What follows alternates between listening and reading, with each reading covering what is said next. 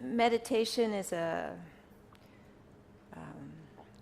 pivotal part of practice. It's a pivotal part of turning our mind towards what is and learning to find a different way of being with things than our normal way, which is to engage in battle, to resist, to want, to not want, to push away, to space out, to numb out. Maybe that's not your experience.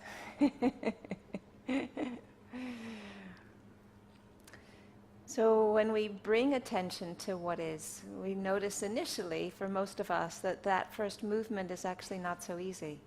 The mind is dispersed. It doesn't want to stay.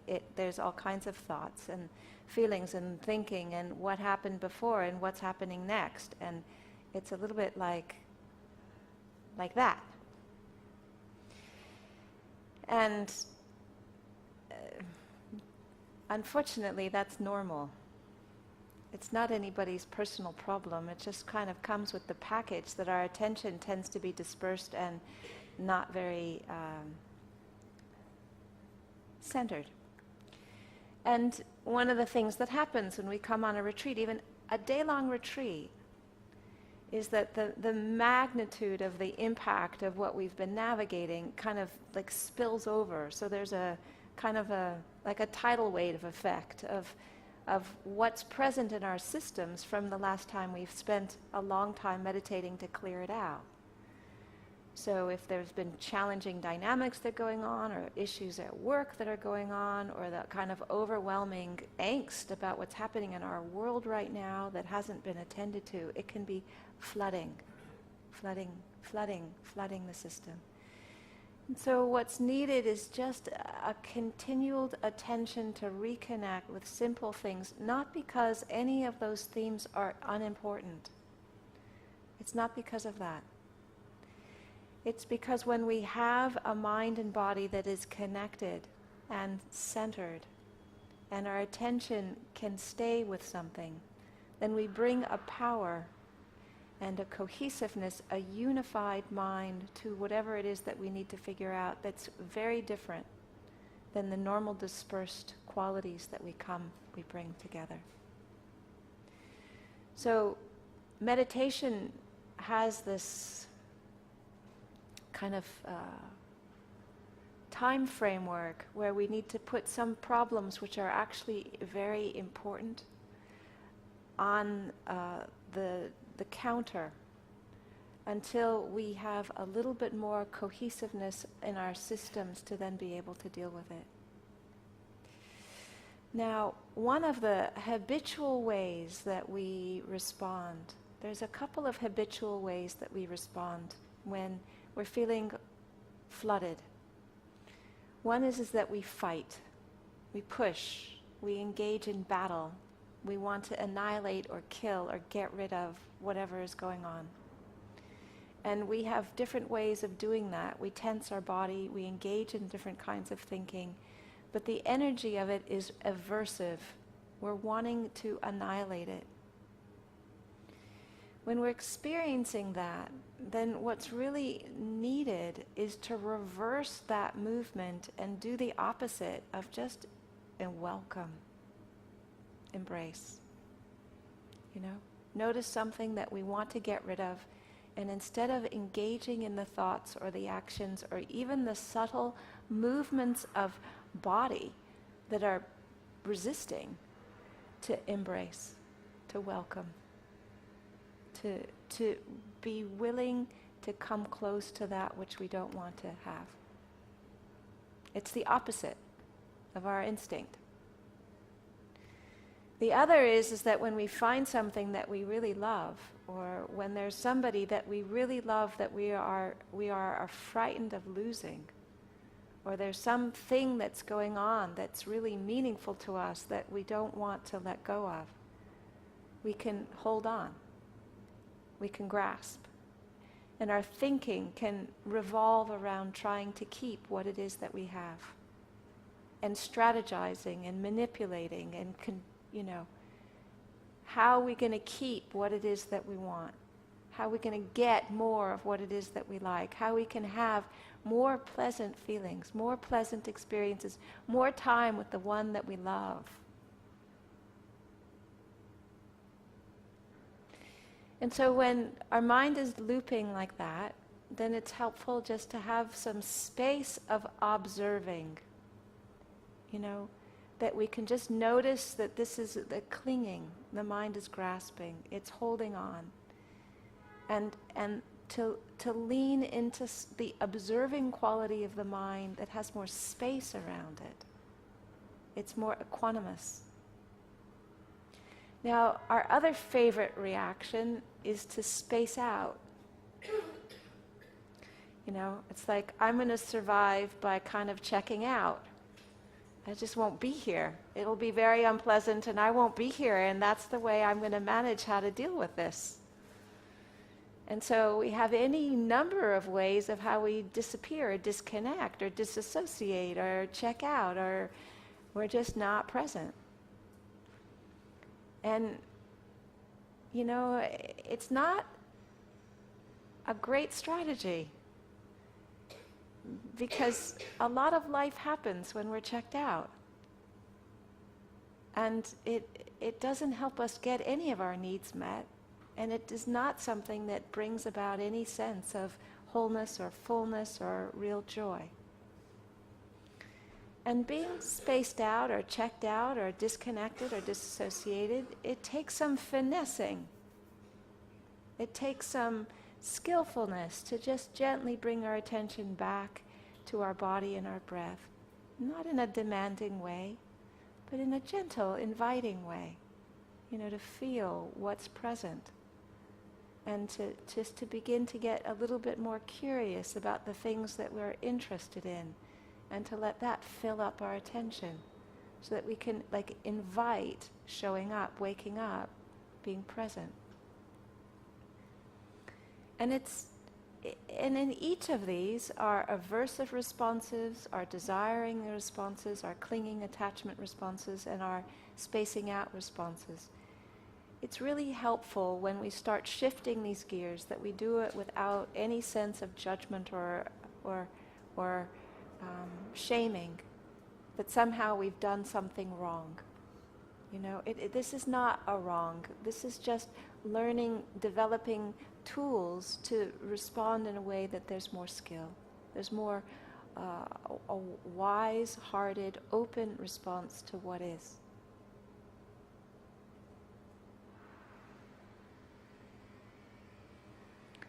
And so, many things happen. Some of them are lovely. Friends can meet and really, really listen to each other, and there can be such a deep sense of connection. It can be so wonderful. And things can happen which are so confusing and hurtful and painful. And there can be a deep sense of sadness or regret. And this is what happens in life. But it doesn't help us to contract and to engage in battle or to numb out. Those are things, they might have helped us survive things in the past, but it's not the kind of strategy that helps us in a way where our bodies and hearts and minds can be relaxed and we can feel just confident about meeting what is. So we encourage doing it differently than our old habits and see what the results are. And it's, it can be a relevant question to say, well, why would I want to embrace something that I want to get rid of, What's the value of that? What's the value of doing it in the opposite way? And the value we'll have to explore for ourselves when we're not pushing, we're not engaged in resistance. What opens up when we welcome? When we welcome sadness, when we welcome something that's painful for us to see or to be present with. when we welcome the recognition that we can't keep something that we cherish, that we love, that it's slipping. It's not something that we can hold. When we make the space to just know that. So the results of this is something that you really have to try for yourself to see. In my own experience, I can say with confidence that the positive result is the sense of well-being, of contentment, the sense of less sorrow and suffering that I experience, that I hold and that I carry forward with me. So in my own experience, there has been positive result. But I'd be really aggravated if you believe me. And the reason why I'd be aggravated is because you need to check it out for yourself and see if it's true in your own experience. Because I can't live your life for you. You have to live your life for yourself. You're going to need to make choices yourself. And if you make them yourself based on your own experience, that'll have a different impact than making them because you believed that my experience was also something that you could bank on completely.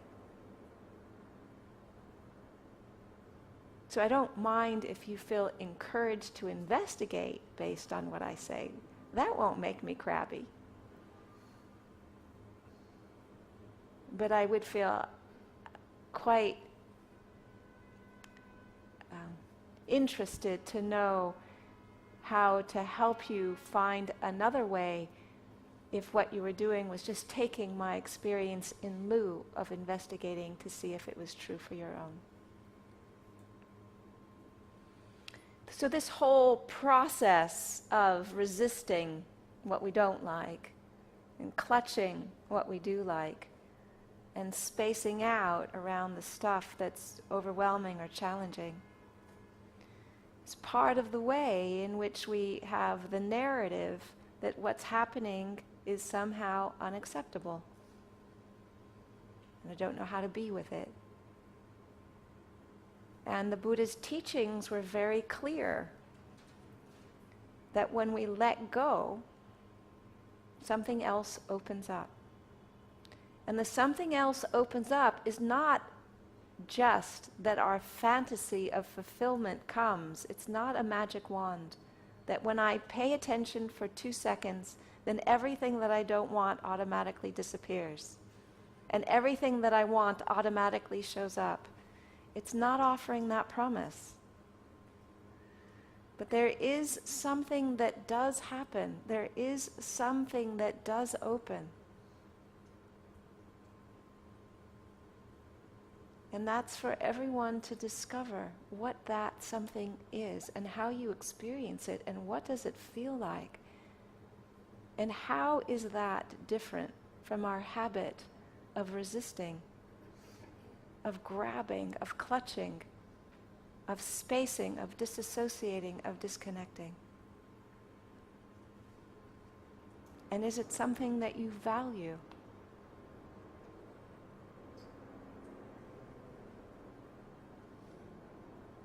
So we start the meditation with just feeling our body and starting to land in the space and creating a container where we know where we are. We get a little bit more sense of what's going on. I was happy to hear some of the words from the embodiment practice. I find that a really helpful practice. You know, it kind of gets us in our body in a faster way. It's great. And then we sit down and immediately are dealing with the tidal wave of like everything that has been happening since the last time we did any real meditation. And it can take some time for the whole thing to settle, and that's part of it. It's learning to just be patient and just be patient and be curious and just be patient and just come back to the breath, to the body, to something simple. And with a little bit of connection, a little bit of ground, then we can open up and see what else is here. And learn how to apply antidotes, simple antidotes. Embrace what we resist. Observe what we cling to. get curious when we're starting to space out. And see what happens. So this next meditation is applying these simple tools to our experience to bring more balance. Or the question is to see if we apply these simple tools, what the result is, if in fact it is more balance. And so that's the experiment. That's the next meditation experiment, is to try that.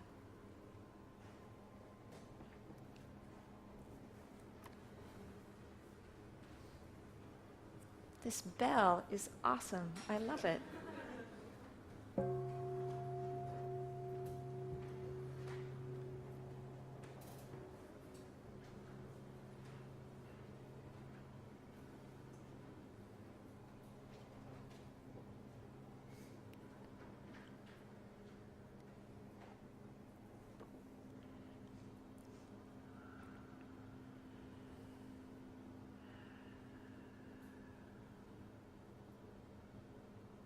So starting with the body, as we always do, and just taking a moment and noticing your posture and making micro adjustments if needed, so that your spine can be elongated, the top of your hips can be over your sitting bones, to check to see that there's that small micro rocking on the sacrum.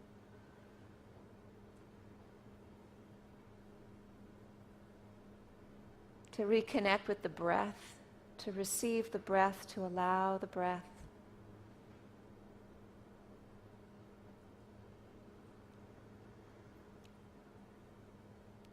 And opening up the field of awareness.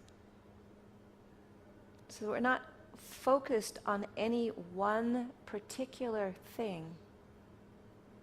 Using the breath as an anchor, the body, if that is better for you, as an anchor. And just noticing when there's tightness, resistance to a thought, or to a body sensation, or to a mood. And bringing a heart of kindness that is embracing, welcoming. Notice when there is clinging on to wanting to get it right, clinging on to wanting a pleasant feeling to last, clinging on to wanting to know the answer, clinging, any form of clinging. And just step back and observe clinging. This is clinging. This is the way clinging feels. Don't need to get rid of it. Just step back a little bit and observe it. This is clinging. So in the first instance, there's a heart of kindness. In the second instance, there's mindfulness. Kindness is the tool for resistance. Mindfulness is the tool for attachment.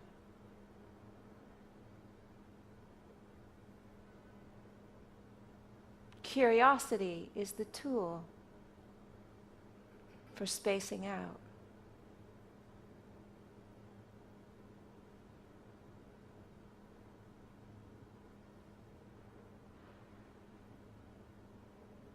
So attention is connected and rooted in a place that feels nourishing and grounded, allowing that to fill the mind, fill attention. And when a thought or a feeling or a mood becomes strong enough that your attention moves away from the breath or the body or whatever you are resting with, then notice. What's the reaction to that? And bring forward the right tool to support balance, realignment, and relaxation.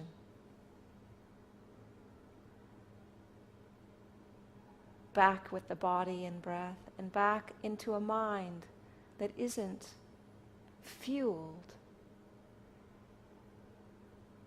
by obsessive desire and resistance.